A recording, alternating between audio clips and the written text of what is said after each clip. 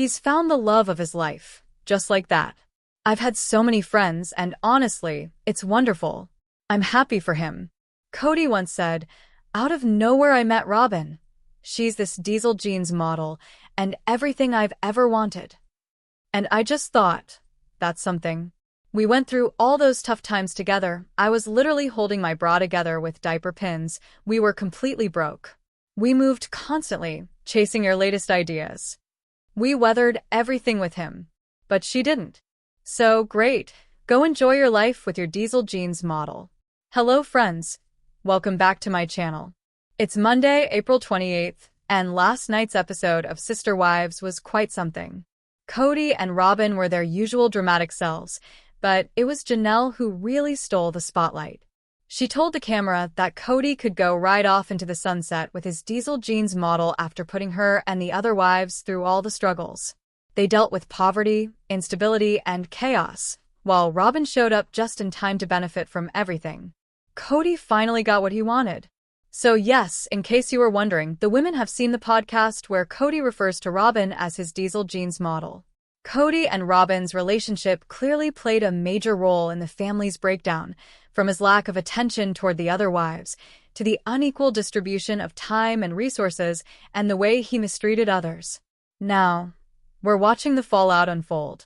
And yet, a lot of the conversations on the show feel repetitive, the same complaints, the same issues, the same frustration. Each woman is in a different stage of processing it all, and things are still unraveling. Meanwhile, Meri and Janelle met up at Coyote Pass to discuss the division of the land and whether it's possible to sell. They talked about which parcels were assigned to Kody and Robyn and which ones were meant for them. They discussed what would happen if Kody were to sell the land today. The conversation focused heavily on finances and how things were handled within the family. They revealed that Kody assigned names to parcels arbitrarily. Meri said she actually pushed back when he only placed her name on a single plot. She asked questions he clearly didn't want to answer. According to Meri, that led to Kody rallying others in the family to tell her she was out of line for speaking up. One can reasonably assume Robyn was among those who sided with him. "I questioned it and got in trouble for that," Meri said.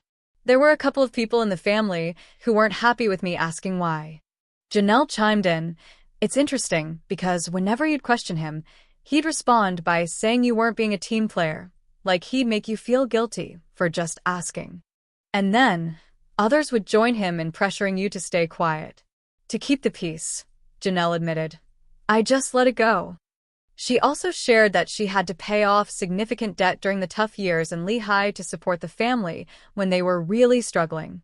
If you're trying to interpret the subtext, it's not hard to see who they're referring to Robyn.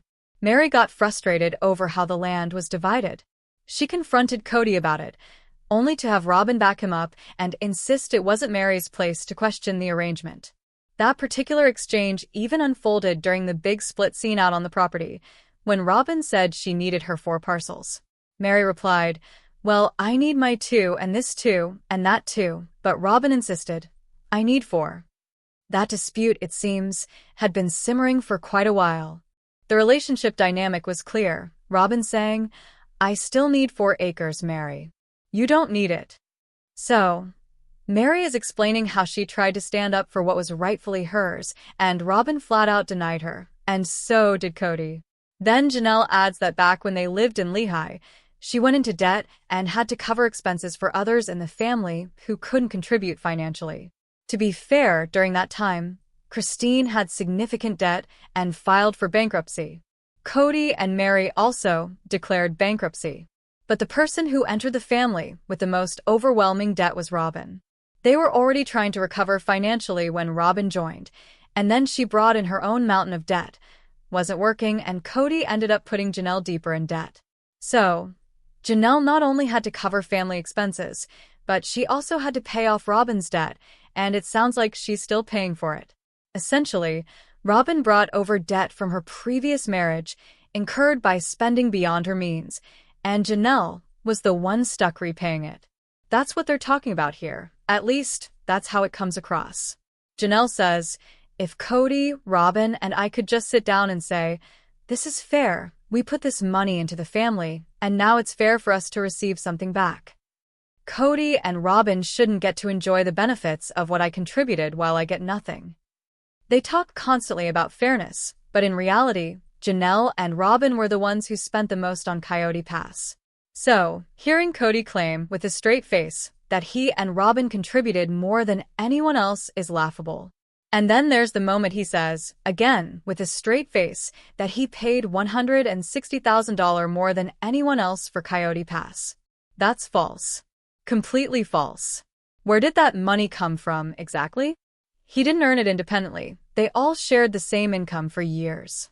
Some of the wives had additional income from side jobs, which they also handed over to Kody. So, what exactly was Robyn's job or side hustle that supposedly contributed an extra $160,000? And on top of that, Kody claimed the proceeds from selling Robyn's house went toward paying off family debt, but on the show, Robyn said that money was held in equity for the purchase of Coyote Pass. So which is it? Did the money pay off debt, or did it just sit there waiting for them to build a house? Most of us can assume the money was spent, and now they're just covering it up. Then Meri makes it clear, Robyn and Kody don't deserve to benefit from her contributions. They shouldn't just take everything. She and Janelle handed over money to Kody and Robyn to help cover the down payment on the McMansion, and it's highly unlikely they were ever repaid. All this drama around money on one hand, it makes you angry for them. On the other hand, you wonder how they didn't see this coming. How could they have been so blind or so deeply entangled in the situation? Then again, this has been a decades-long manipulation. When you're dealing with someone as toxic as Kody, how can you see clearly? Eventually, they brought in lawyers, not to sue Kody, but to apply legal pressure, to force him to do the right thing. And if that's what it took to get any kind of resolution, then good for them. Because without that pressure, there's no way Kody would have made things fair on his own. The public exposure of it all forced his hand, because if he didn't comply, he risked being exposed as a fraud. And we all know, Kody's not going to do the right thing because, heaven forbid, he doesn't come off looking like the perfect gentleman. Ugh, my stomach turns. There's just this unknown element about all of it, this tension, and yet there's nothing he can really do now. I don't even know why I still care, and that's the frustrating part. He was such a major part of your identity, right? From your early 20s onward. Yeah, exactly. I believed he could still be respectful through all this. If he truly was the gentleman he always claimed to be, if he meant all the things he used to preach to our boys, then he'd be fair in this situation. What I'm really noticing as this all unravels is just how differently each of the women is processing it. Each of them had a different kind of relationship with Kody. Meri's relationship was nothing like the others, and this break seems especially painful for her. It was probably really hard for her to even bring up getting a lawyer, fighting for what was hers. That must have been difficult too. Even in this episode, she admitted she was afraid of Kody's wrath. That word, wrath, it's so ominous.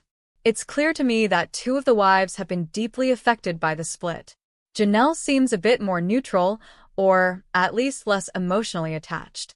I don't know exactly how she viewed her marriage, but it's obvious that Meri was fully invested. She was in love with Kody. She saw herself as his wife, the legal wife, and she clung to that. That was her identity, being Kody's legal wife and partner in life. And now she's having to deconstruct all of that, questioning whether it was ever real. Did he care? Was any of it genuine? And now, when she tries to stand up for herself, she wonders if it'll just make things worse. Is he going to retaliate with more cruelty? Is he going to become more abusive? Janelle, on the other hand, is more pragmatic. Her thinking is, what's the worst he could do? He's already said all these awful things about us. He's already been terrible, so what else is there to fear?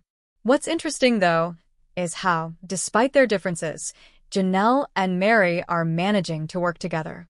Even if they're not close friends, they can still come together and cooperate on certain things. Watching Janelle show a bit of empathy toward Meri is honestly touching. But Kody's mindset is crystal clear. He sees the money as his. His attitude is that if someone leaves the family, they forfeit everything. You walked away, so this is my money. So good for the women for standing their ground and fighting for what they rightfully contributed. It's just really fascinating to see how differently this is affecting each of them. And then Kody tries to justify it all by saying things like, "I'm not trying to rip you off, Meri. No matter what Janelle says about me stealing from you." That's all in her head. Because apparently Janelle thinks, well, I got divorced, so now I deserve something. But what I keep coming back to, as I think more about this family and how it was built, is just how hard this entire dynamic is, especially for the women. They had to share a husband, share their money, suppress their feelings, and somehow be okay with all of it. And now, as they each navigate their way out of it, we're watching it happen, at least the parts they're willing to show us in real time.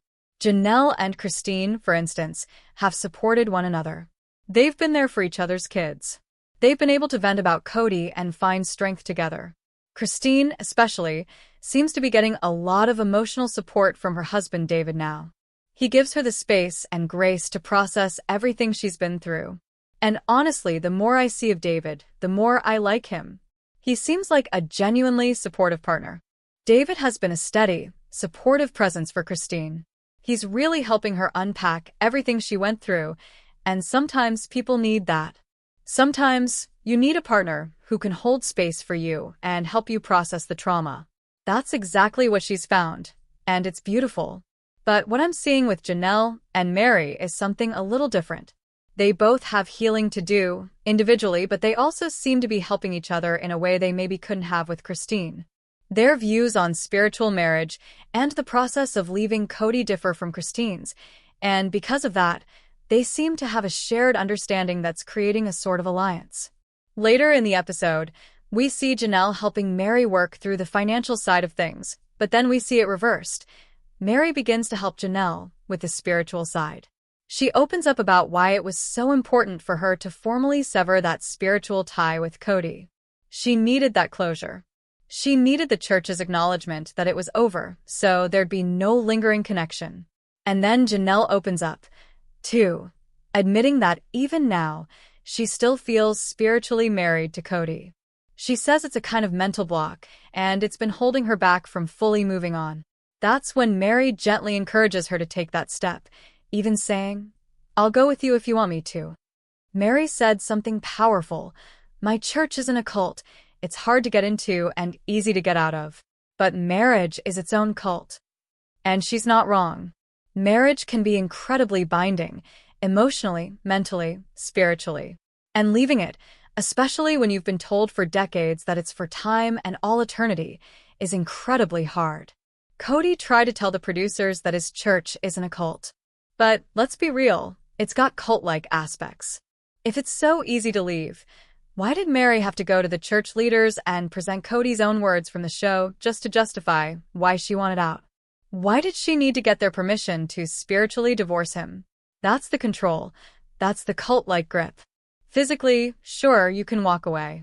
But mentally? Emotionally? They have you locked into this idea that you owe your life, your eternity, to this man and this structure. And for Meri, she felt she had to follow through with a spiritual divorce, not just for herself, but as a sign of respect to the other women in the family. She explained that her legal marriage gave her a certain status, but in their shared spiritual belief system, all the wives were connected. And to just walk away without cutting that spiritual tie, without the formal release, would have felt like she was saying she was somehow better than the others. So in a way, her decision was about honoring their shared experience. She was showing them that their relationships with Kody mattered too, just as much as hers. Christine didn't need to do this. Her view of the spiritual bond is different. But Meri's personality, her deep loyalty and need for structure, made this step important. And I understand that. It was her way of showing respect to her faith, the family, and herself. She even said to Janelle, "I don't want to offend God. If you want to talk more about it, I'd go with you. Just to cover all the bases." That's what I needed. She's not dating anyone yet, but she said if she did find someone, she'd want that spiritual tie gone, not because she fears judgment, but because she doesn't want that unresolved tension hanging over her. Janelle responded with a bit of disbelief, like, "So, you were married that way?" And Meri was like, "Yeah, I've been married 30 years. That meant something to me. And here's where it really hits. In their church, if a woman is spiritually sealed to a husband and she walks away from that marriage, she still can't date or remarry unless she gets that seal broken. That's how the system keeps women trapped, through fear, guilt, and obligation. The fear of offending God. The guilt of being disloyal.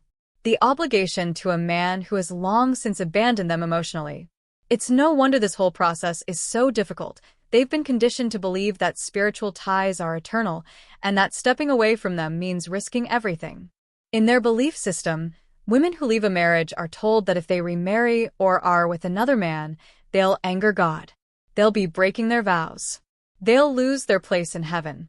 The only guaranteed path to the celestial kingdom, they're told, is through enduring pain, enduring loneliness, enduring the absence of a husband, and accepting that their sacrifice is noble. That martyrdom becomes the virtue. Meanwhile, the men are taught something very different. They're told that in order to get to heaven, they must be sealed to and remain in spiritual harmony with at least 3 wives. But here's the kicker. When a man like Kody abandons his wives, the women are still told, as long as you stay single, you're technically still in celestial harmony. So the women are held to this unbreakable bond, while the men get to walk away unburdened. It's a contradiction, a manipulation, a system that enables the men to do harm while keeping the women trapped. So I really appreciated Meri stepping up, offering to help Janelle get a spiritual divorce if she needs to. Because sometimes what you need most is someone saying, "You're not alone. I'll stand with you." And it's so typical of Meri and Janelle's relationship. They've never been best friends, and they probably never will be. But they've always tried to do what's best for the family.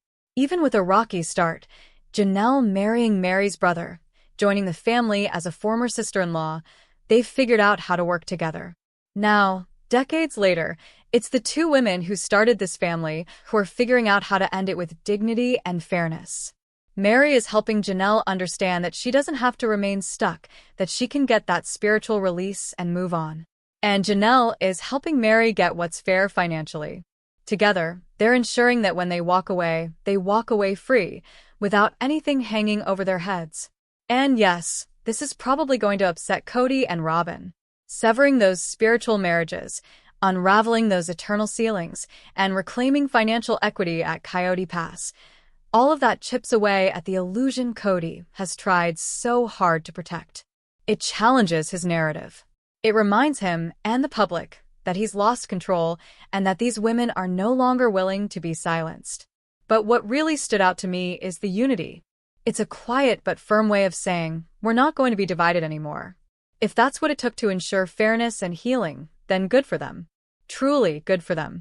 There's a lot more to unpack from this episode, and I'll be covering more soon, including updates on Blake Lively, Jed Wallace, and everything that happened over the weekend.